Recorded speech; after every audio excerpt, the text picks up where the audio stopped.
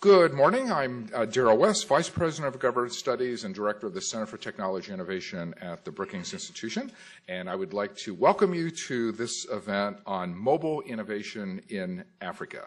So in recent weeks, I've been reading a number of newspaper stories about kind of trumpeting the success of the fight against Ebola.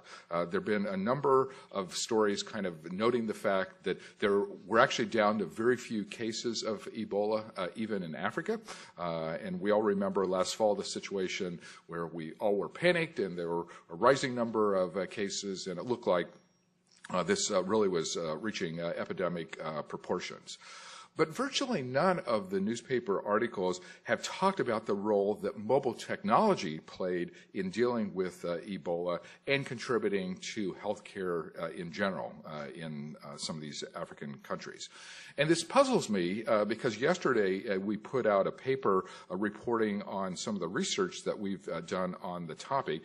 And we found that mobile devices actually played a major role in fighting Ebola and improving outcomes in maternal care as well as in other areas in Africa. So in the paper, we talk about some of the mobile applications that help to train frontline health workers, that help to reduce the gap between rural and urban areas, and then also brought critical information regarding both diagnosis and treatment. Some of these innovations in mHealth improve the efficiency and the effectiveness of medical systems. They help keep track of patients, provided medical records for these individuals, and also aided in the reporting process to public health authorities. So in many different respects, these technologies provided crucial information for treating the epidemic and addressing many of the important societal health issues that have developed. So it's, I think, one of the reasons why the world was able to deal effectively with Ebola. The mobile piece of the story is something we all should appreciate. In order to help us understand the power of mobile technology, we have brought together a number of distinguished experts here today. So we're pleased to have several individuals who are at the forefront of mHealth innovation, especially as it relates to Ebola and maternal care. All these individuals have worked at the front lines in West Africa in several different countries, so we're going to draw on their expertise today. So we're pleased to welcome Deborah Theobald. She is co-founder, chairwoman, and chief executive officer of Vecna Technologies. That sounds like 3 full-time jobs there, maybe more. She co-founded Vecna in 1998 and provides strategic vision, executes tactical directives, and designs the next generation of product solutions. She also serves as the executive director of Vecna Cares, which is the nonprofit arm of the company supporting initiatives in Africa. Among other things, that organization has the goal of improving quality and access to health care, as well as supporting local technology programs in K-12 schools. We also have Oke Akuzo, who's the founder and CEO of Instrate Global Health Solutions. He founded this firm in 2009 and focuses on global health innovation. He helps to identify and deploy technology-based healthcare solutions to underserved markets using SMS and 3G wireless technologies. He also spent 10 years at Pfizer with responsibilities including finance, planning, and business development, and then also joined Novartis Pharmaceuticals as the director of strategy and innovation. Dr. Ocean is the Deputy Project Director of the Subsidy Reinvestment and Empowerment Program for Maternal and Child Health in Nigeria. From 2011, he served as Senior Technical Assistant to the Minister of State for Health at Nigeria's Federal Ministry of Health and was part of the ministerial team that organized the Saving 1 Million Lives initiative. He also has led the development and implementation of Nigeria's country implementation plan for the United Nations Commission on Life-Saving Commodities for women and children. So I want to start with Deborah and just ask if you can tell us about Vecna Technologies and your interest in mobile health solutions. Sure. So Vecna Technologies was founded in 1999, and it is a healthcare information technology and robotics company. So we've been providing healthcare solutions to first world healthcare for about 17 years now. In 2009, well, most of our products and services focus on interoperability and automation within these areas. With most of our customers are government and private, so we service the Veterans Administration as well as large healthcare systems. So we're very understanding of health information systems in these healthcare facilities across the country and in many different types of areas. But in 2009, I became aware of global health through several different circumstances and acquaintances, and as I began to understand the challenges of data collection and analysis for global health programs, started to see how much need there was for quality information. And just some basic, simple, streamlined tools put into place, how they could have a very large impact. So we started to take a look at what the barriers were in 2009 for implementing these types of systems. And I even took the opportunity myself to go and live over there in these countries and to understand what these actual projects were, not just for 2 or 3 weeks, but for the next 8 or 9 months as how we were implementing these types of systems and what kind of barriers came up about that. It was very interesting for me to see some of the wastelands of technology projects that have been tried to be implemented before and why they happened and where. And then to try to understand how we could start to implement new systems. So obviously the first barriers that we came up against were your infrastructure barriers of power and computers and low IT literacy and also infrastructure, network, or IT services. So if you're going to be doing electronic data collection, you're going to have electronics. And how do we support that? So we took some of our hardware expertise and put that to play in these areas and created our CliniPack. And after 5 iterations, we have now a single box that helps to put together all of those power management, computing, inverter, and wireless needs, local wireless, and also internet connectivity into one box. And then we also took on the electronic medical record aspect of it. How do you create streamlined software tools that can really help people and be adopted easily? And then we've also been working now with projects such as these to look at what the implementation factors are. What are the methodologies that can really make these successful? So I think from a Vecna Cares point of view, this has been wonderful for us to transition our technology into use around the world and to incorporate that with other open source technologies and other commodities that can really transform the gathering of information. Because information is power to understand the issues that are at hand, power to communicate those issues and those needs, and power to change and to allocate those resources effectively and do the most with the resources that we have at hand. Okay, thank you very much. Okay, you founded Instrate Global Health Solutions and helped to deploy healthcare solutions in underserved markets. So how is your company using mobile solutions and data analytics? First, thanks very much for that introduction, Daryl. And thanks very much to everyone who took the time to be here with us this morning and to everyone who's on the live webcast. So I started Instrate in 2009, and the premise was that emerging health technologies, especially mobile health, give us a unique opportunity to overcome the barriers that have impeded healthcare delivery in places like Africa, and also to give us a new approach or a new platform for healthcare delivery. And since then, we have tried a number of different technology platforms and have settled on 3. The 3 platforms that we're currently working on are SMS technologies or text messaging for remote patient monitoring for chronic disease patients. We've been offering that in Nigeria since 2011. We also work with hospital. We provide hospital management systems that have electronic health records components. And the 3rd platform is working with Vecna to promote and implement CliniPack in Nigeria. And I'd like to just recognize the fact that we started in 2013 with a pre-pilot in 2 health facilities, just outside of the Federal Capital Territory in Nigeria, and we are now in 51, healthcare facilities. And along the way, we have put in place operating procedures, learnings, and experiences that position us pretty effectively, I would say, to scale this platform more broadly. And we look forward to having some of those conversations with you this morning. Thank you. Okay, thank you.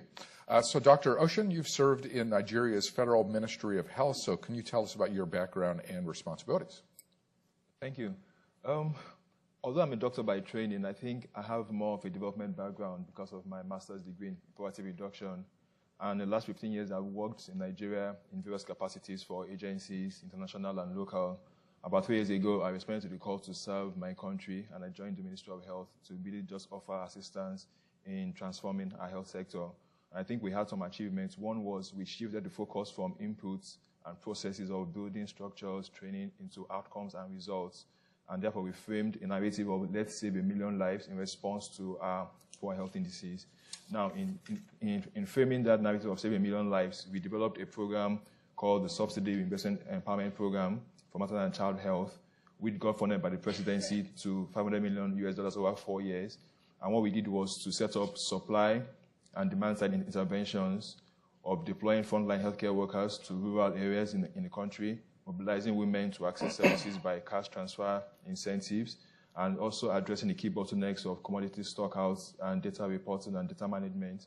So part of my responsibility was to see how we can leverage on efficiencies and technology like mobile health solutions to basically drive performance and deliver results to our people. So I sit on 3 committees. One is the Mobile Cash Transfer Committee that basically disburses cash to women by their mobile phones.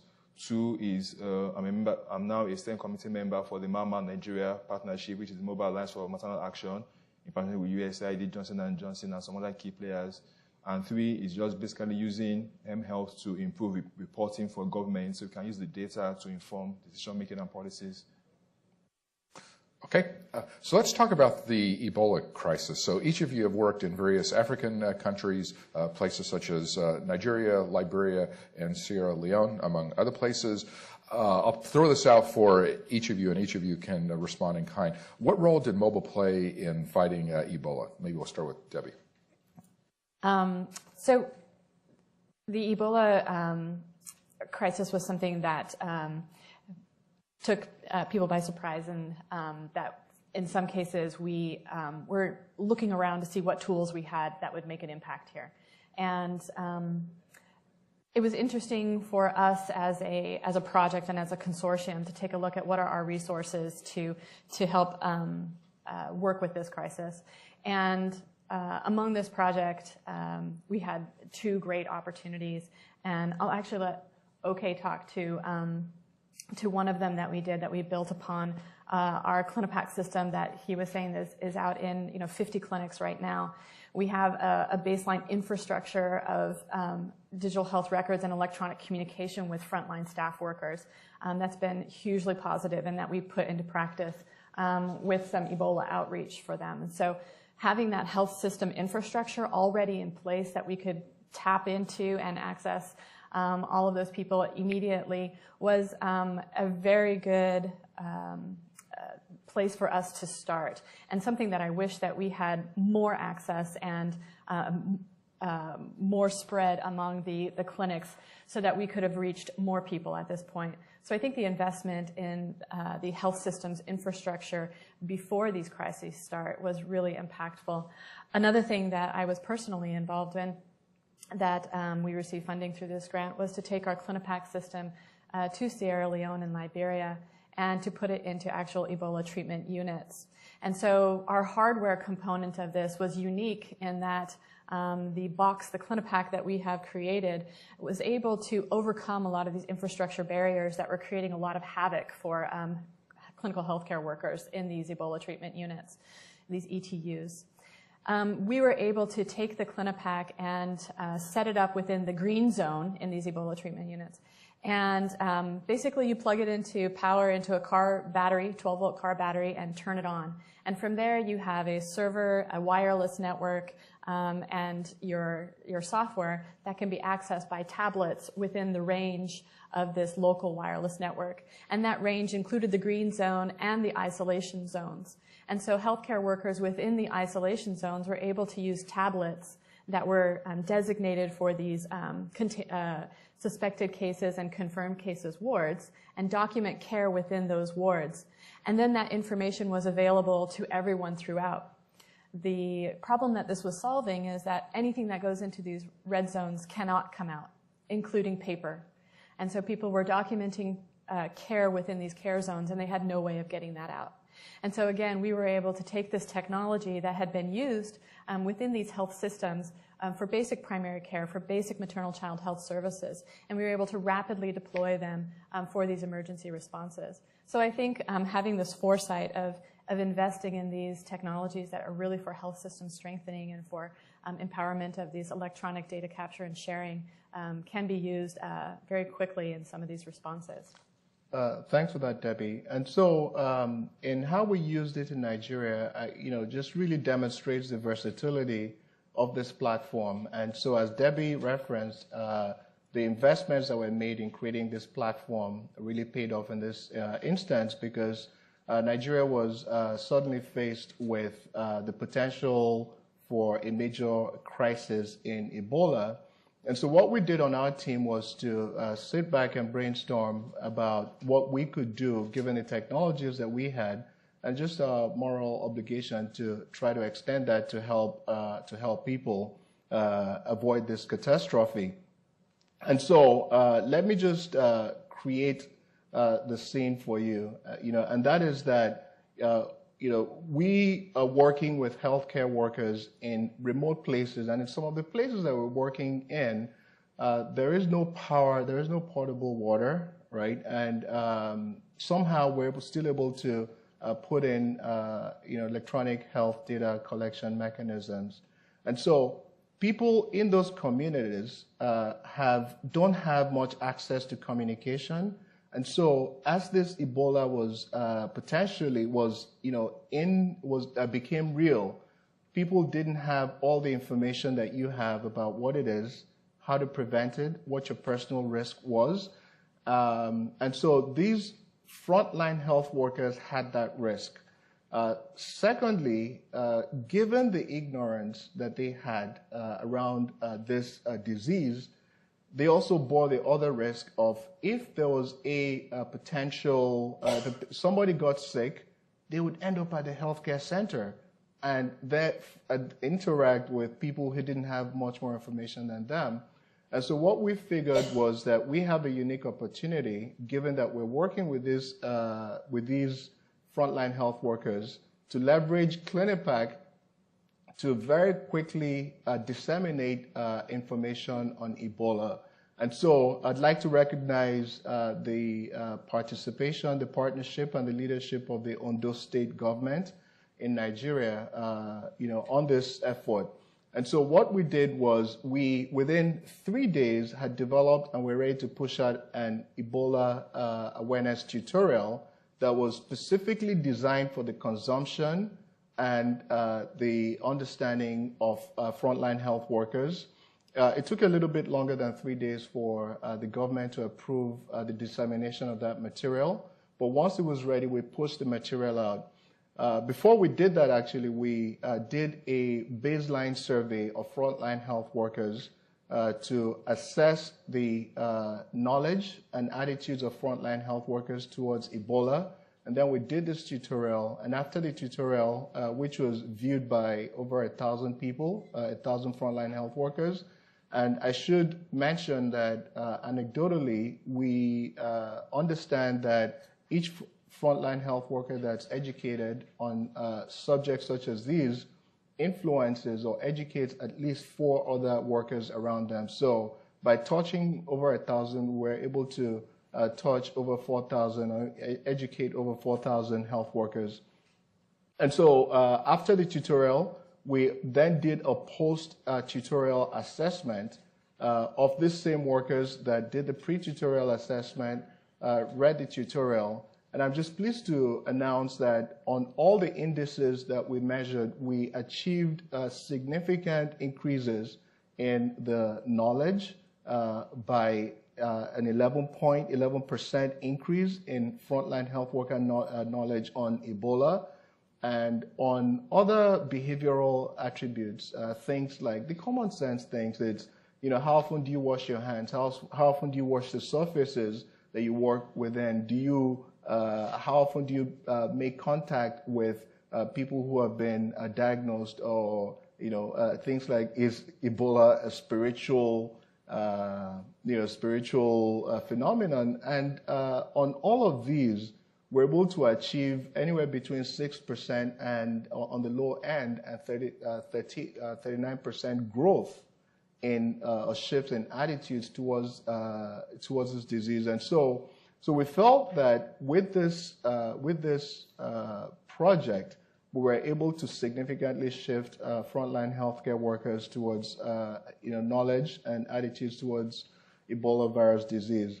And I should also add that a very really heartwarming experience that we had was when we heard from multiple people, multiple frontline health workers who were in these distant, remote healthcare facilities, who had minimal interaction with the center, with the Ministry of Health, and minimal communications with the Ministry of Health. When we pushed this, we heard that the fact that somebody cared enough about them to send these tutorials to help them get better educated, to help them be prepared for this outbreak, signal to them that somebody cares about their well-being. And so that was a really, really, good impact of this project. And the other thing that fortunately was not used, I say fortunately because in Nigeria, the Ebola was very quickly brought under control, was the fact that we also were able to deploy, put in place an Ebola management algorithm that stepped healthcare workers through very simple questions, all the way from a patient presenting with a suspicious symptoms, all the way down to isolate and notify the National Ebola Response Authorities. And I say fortunately that it wasn't used because it was brought under control, but we're pretty confident that if a patient presented in any one of these facilities, any one of the health workers that had clear impact would very quickly know exactly what to do with this patient. And I might add that that is probably more than a number of institutions, even here in the U.S., could boast of at the time. Thank you. And I'll come from a different perspective to what Oke and Debbie have said. We look at the Ebola response in Nigeria and why were we so successful, because we probably saw it from 4 different perspectives. One was the patient or the client. So we used the increasing mobile penetration of the country to ensure that we could pass across messages to people wherever they were through their mobile phones. 2 is what they've talked about, the healthcare workers, empowering them with information on how to manage patients and also on how to protect themselves and probably help with education. 3 is the health system support, which they've talked about. But the last thing was there was this emergency operational center, which basically was set up to ensure that we could reach out to 36 states through mobile technology and contact tracking, contact reporting, and being able to just deploy resources and manage resources efficiently from just one center. All of this was based on the fact that there was a mobile platform that was available and that was deployable throughout the country. And I think all of those things together really helped us in generating a very rapid response and control.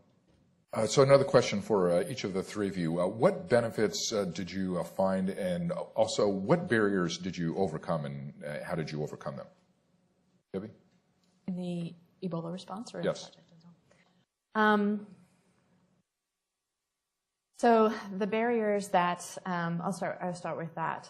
So technology is not usually the barrier to some of these projects. In fact, sometimes the technology can be quite simplistic. But the real thing is how to implement and to overcome necessarily the attitudes or the systems with which the technology is going to be deployed. So when we are looking at a particular response to a crisis, who is it that's getting involved? So for example, the group that we worked with actually over in Liberia is called the International Rescue Committee, IRC. And they were very free in telling us that this was a big risk for them to take an electronic medical record over and deploy for this type of response. It's unproven. Nobody else is doing it. They felt like they were going out on a limb. So a lot of people view technology as something that they can't place a lot of confidence in, something that's going to turn around and bite them, and maybe because it has in the past. So technology can be a very temperamental friend or foe, depending on what side of the battle that you're on. And this is me coming from owning a technology company. Sometimes it's your greatest asset, and the other times you just want to throw it out the window. So when we deployed when we took it over to Liberia, there were a lot of people who stood back and wanted to watch and say, how is this going to work? Is this really going to happen? Can you really do what you say you're going to do? Is this really going to be easy enough? Are the doctors really going to accept this? And the nurses, we have people coming from all over the world who are going to be using this, and we don't have a lot of time to train. It's a very stressful environment, and we wear 3 gloves on one hand and touching the tablets and things. And there were a lot of logistical barriers to overcome and attitudes and things that were very interesting to me to start to understand. So we've worked a lot with health systems in putting this in place for primary care and for maternal child health and such. And so I felt like we understood a lot of what we were coming up against as far as health care worker concerns and some of the methodology for having the in-charges all on board and all of the authorities up the chain on board before we put this system in, and making sure that it was really working into the ecosystem of what was already there. But when you're coming into an evolving ecosystem where people don't even really know what the clinical protocols are, or maybe they're changing every day, and the doctor that was here yesterday has now gone home, and there's a new shift of people coming in. And how are we going to manage all of that? That was a very interesting thing for us. What was critical is that we had a platform that was very configurable and that we could change things rapidly on the fly. So we got a call, in the beginning of October, and we left the day before Thanksgiving to go out. So that was a very short time period in which we had to gather all the requirements for patient flow, for clinical protocols, for medications that would be there, and load all of those into our system and allow that to be as easy as possible for people who are in these, very hot, very sweaty environments, covered in personal protective gear from head to foot, goggles, masks, gloves, and then trying to use an electronic tablet. I mean, you can imagine that would be very stressful. And not only, using the tablet to document care, but that's the side note. What I'm actually doing is giving care. And so how do I make this, easy enough for people to have confidence in, to take in with them, and to feel like it's not going to hold them back from doing what their real mission is. And so I think when we looked at the barriers and what we had to overcome with that type of an implementation, luckily we had a platform that was able to overcome some of the, fundamentals. So, power and the infrastructure and all of that, we didn't have to worry about. That was already taken care of. So we could focus on the important things of, how are we triaging a patient? How is that patient going from here to here? Who's taking them? What questions are they going to ask? What's the easiest way for us to ask those and get that information into the system? What are the protocols? How do we make it easier to track what the patient has received over these last couple of days and communicate that to the entire staff? What are the reports that you need to have? The snapshots of who's in, what their state is, and those types of things. We were able to build that out very quickly on this platform, and then to go and to train people within a day while we were there. And then the next day, they were training their staff, and to then have the staff and the trainers feel confident about using that system when they're going into these high-risk areas to give care. So when you think about implementing a technology system or a solution in response to these, the technology hopefully is something that's a grounding facilitator to all of these other moving parts and helps to bring all those together. Yeah, so thanks, Debbie. I think, I agree with everything Debbie said, and she's covered most of the barriers. What I'd like to just focus on is the human factor. And I think Debbie alluded to that when she said that the technology is the easy part. And fortunately for us, we have gotten the technology to the point where it's invisible. If you want to pull up today's weather, you really don't care how many satellites your phone is hitting. It's you touch that icon and the weather comes up. You pull up a map. Somebody calls you. The technology is invisible so long as it works. And so we're fortunate to have gotten, we're getting to the point where the technology is becoming invisible. And so what then that starts to spotlight is the human factor. And the human factor is evident because, we're talking about bringing people from, it's a paradigm shift. People are working in a different paradigm currently or in the past than the paradigm we're trying to push them towards. And so you have everything from disbelief to resistance to ignorance to just, you have, the whole gamut. And there's not a one-size-fits-all approach to every one of these issues. And there's also not a one-size-fits-all approach to every single person. There's not a one-size-fits-all approach to every single situation. So we have to, very quickly identify the human factor as an issue and very quickly figure out how to overcome that human factor. So I will just illustrate with a couple of anecdotes. So we train healthcare, frontline health workers, and within 30 minutes, people who have never touched a tablet computer or a smartphone are able to use the tablet computer within 30 minutes. That's phenomenal. And then we go away and we're looking at the data, we're looking at the reports coming in, and they're sending up the data every day and it's all working well, and we're like, hey. And then next month we go back and, okay, and they say, well, we really don't want to continue this. And somebody says, why? Because it's not my job to capture data on a tablet computer. Okay, fine. This is the same thing as paper. It's just a different form. Well, my boss didn't tell me that. Okay, let's tell your boss to tell you that. The boss says, well, it's not the organizational policy to capture it.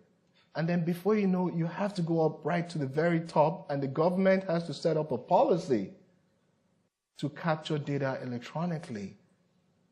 And so you see how this human factor very quickly becomes a national policy issue. Or you have a decision maker who all of his life, the discipline has been to make decisions based on gut. It's not their fault. It's because they haven't had the data, or the data that they've had has been reliable. And so they're training, right? And they're their professional discipline has been to rely on their instincts. And then suddenly you provide fancy charts and say, make your decision. And the guy is looking at this, and it goes counter to his entire professional orientation. And so we need to recognize that there is a process through which you bring people, from this, you help them work through this paradigm shift. And that is the most difficult, in my experience, the most challenging, because there are just too many different pieces. Everybody responds differently. And so you have to identify, you have to figure out how to overcome it. In some cases, we have gone to places and we have said, please, please, please just do this because it helps us. Or do this because it helps you. Or, if you do this, you won't spend a week at the end of the month tallying your reports. Or we have actually, in some instances, developed PowerPoint analysis with the analysis to the potential outcomes and the decisions, and we say, here are the decisions that you need to make. All you need to do is say yes. So I think that without overstating it, I think that the human factor is a significant barrier that we're going to keep hitting on for a very long time. And in terms of the benefits, it's just, and I think you asked about the benefits as well, correct? But it's just the fact that we're enabling things that have not been done, before. So, I'll give you a couple of examples as well. So the data that we're providing has enabled us to highlight service delivery gaps. And so you have a bureaucrat at the Ministry of Health who has 5,000 facilities under his oversight and has instituted programs that are supposed to be implemented identically in every single one of 5,000 facilities. And unfortunately, he does not have the data coming back to him reporting on how each one of those facilities is implementing these programs. And so he then sits back and assumes that it's working exactly the way he instructed. Now, we all know that it is never the case, even here in the US. Now, we're able to provide data, that comes back to him and says, well, you draw a curve. Here are the outliers. Here are the people who are doing it really, really well. And you need to, they have practices that you need to communicate and you need to emulate. And then you have people that are not even doing it. And so when we provide this data, they've seen that there are service gaps that they need to fill. And what are those service gaps? They have to institute, whether it's delivering vaccines to some facilities or putting in additional staff in other facilities. So we've been able to directly impact that. Another anecdote, and I have, literally, I can spend 3 hours giving you anecdotes.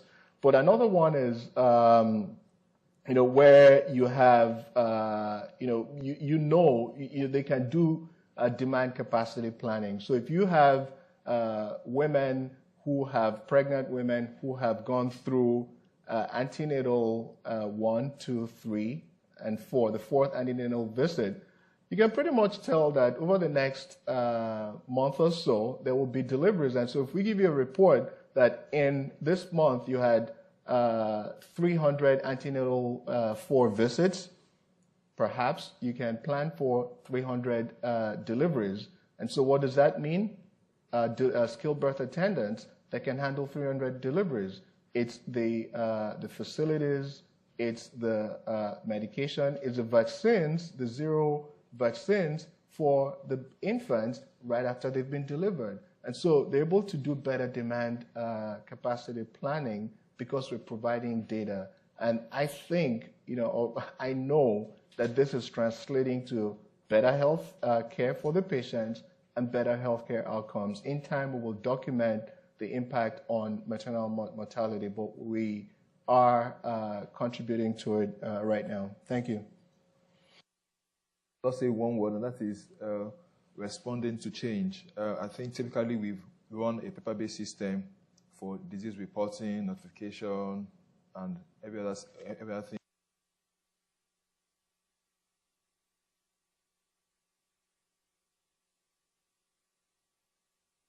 And with this new opportunity to use mobile health solutions, we still have to navigate the policy changes for healthcare workers to be allowed to stop paper reporting and use the mobile system. Secondly, there's a reporting trail that goes up to the federal level that requires submission of paper reports every month. Now, with the Clearing Pack, we can actually get our reports from the cloud, but that might not be accepted by authorities because it's not coming in from the conventional forms with the brand of the Ministry of Health, and all the work. So I think for us, that's been a key barrier. And what we're doing now is really just engaging a community of practice to begin to think through all the policy, legal, regulatory requirements that we need to give us the environment to really maximize the potentials that we have for mobile solutions. Okay, I'm going to ask one last question, then we can open the floor to questions and comments from you. And this is, what are the lessons for other countries? Each of you have kind of given a rich description of what you did, what some of the benefits were, some of the barriers that you were able to overcome. Based on all this, what are the lessons for other countries? Organizational routines, addressing the human factor, public policy suggestions, changes in the legal or regulatory structure. What are your thoughts? You'd like me to go first again? Yes. Okay. Because you've done such a Take great it on job on again. the last two questions. Good. Well, I get to get all the good points in first. So I'll take it from a data perspective. So something about mHealth that I see as a big opportunity now, that we have all of these new innovative platforms that are out there, is how do we bring those all into something that's more substantive? So don't think of it as an mHealth program that you're putting into place to solve one consolidated or targeted focused problem. That may be the case, but how does it fit into the larger information ecosystem that you're creating within the country? So what we're trying to do is establish an information infrastructure, something that feeds into, it is a mobile health platform that then feeds into a patient record.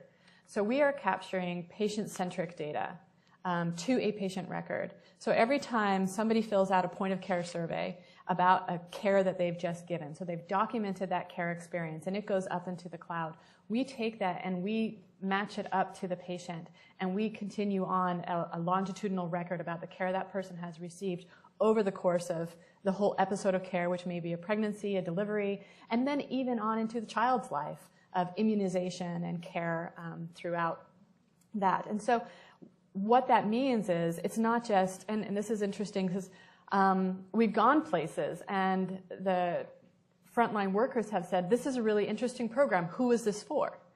And we say, it's for you. This is for you to have for your operations, for your programs. This is not a researcher coming in. This is not an NGO saying, I want to know about this or know about this. Let me take your data and these results, and then we'll come back and give you another program to do. This is about what care are you giving right now? What barriers are you facing right now? Let's understand the public health system, the midwives and the patients that they're seeing right now. And let's put that into a record that will stay. Let's put this into a program that is meant to stay forever. And so one of the things that we really focus on as Vecna Cares is how can we make tools that integrate into this ecosystem? So like Dr. Ocean said, we want to integrate into the DHIS2. We're working on that actively now. We want to be involved with the policies and the decisions that are making so that this is a program that can be used every day within these clinics. And it sets the baseline and the foundation. I mean, what's different from this program from many other programs? When you look at it from the surface, maybe not much. We're capturing data on patient care. But how we look at this is, no, we're laying a foundation for other programs to come in on top of, to build. So if this is a highway, okay, it's a one-lane highway, but it's paved. And it's there, and now you have it, and people can use it for maternal child health data. But our next initiative this year is to put primary care on top of that. So why are midwives in this part of the clinic using tablets to capture their data, and the clinicians over here are using paper to capture, primary care, outpatient care? So we are combining then the entire clinic, the entire healthcare data capture to get onto this infrastructure and to be patient-centric so that you're not just getting aggregate numbers at the high levels to say, well, we distributed 50,000 immunizations. And you say, to who? Who were those? What was the outcome of the birth and then and the mother all the way through prenatal care and then to the immunization? How many of these children received all of their immunizations, and what are the same factors between those children or the children who didn't get them all, and how do we then learn from that and then put interventions on top of this baseline? And so then you have metrics that can be compared and managed with quality, and you can get the conclusions that you're drawing from that data. You can have the confidence in, or at least you can know with confidence what the limitations on those were. Instead of having a myriad of questions around them that you can't even answer. So we're really excited about this project. in laying that foundation and looking at that in a long-term perspective. And we're really grateful for our partners for working with us on that vision. Happy that you get to go first. Again, I agree with everything you've said. And, we can't underestimate the impact of what we're doing. It is a big deal. And we're instituting change. And people, naturally, most people are uncomfortable with change or resistant to change. And so, there's enough inertia in technology adoption, in of itself. And then when it comes to changing the way you work, changing the way you interact with patients, it just makes people uncomfortable. And so there's resistance and there's inertia that we have to overcome. In our experience, it's been more effective, where there's top-down buy-in, where somebody says, you have to do this, right? If that decision's been made and it's been communicated down the line, it is our job to foster the buy-in bottom up. We have mechanisms to do that, and we have done that effectively, but the forces that we have to come up against are that much more powerful if there's not the top-down support, because we're swimming against the tide the whole way.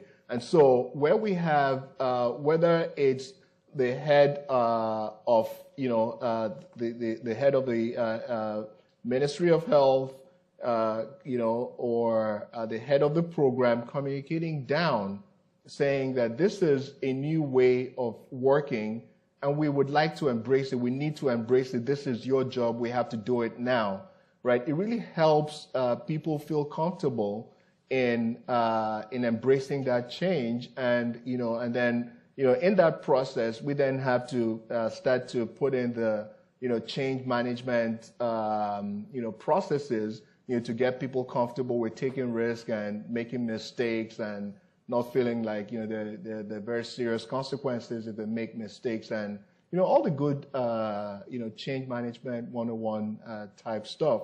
But I think that if you are able to, at a policy level, just get that top-down, top-down directive, it really makes the work a lot easier. And that is direct experience, because we've been able to, we've had the opportunity to work in contexts where we've worked bottom up, and in contexts where we've had that top-down buying, and it's been significantly more effective when it's top-down.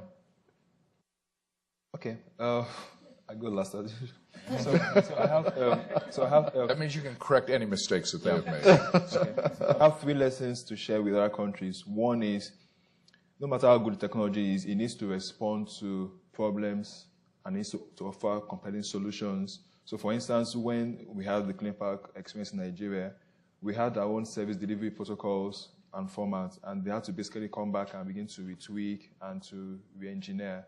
So I would say that from the onset, the solutions just need to respond to specific problems, and that's where the value added comes in. Number 2 is we had to set up what we call a committee of practice.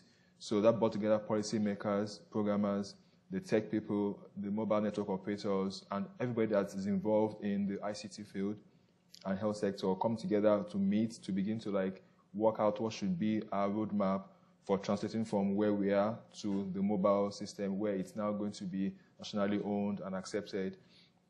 And I think the key thing, the third lesson is to always from the onset think about going to scale, because typically we start programs from the pilot mentality and let's do it small, and then we spend resources on keeping it small, and then to now translate to that big leap, it's like, wow. So I think I'm taking a step back now. I would say that have the vision for scale from day one, and then have a roadmap for how do we begin to hit those milestones to take it to that next step.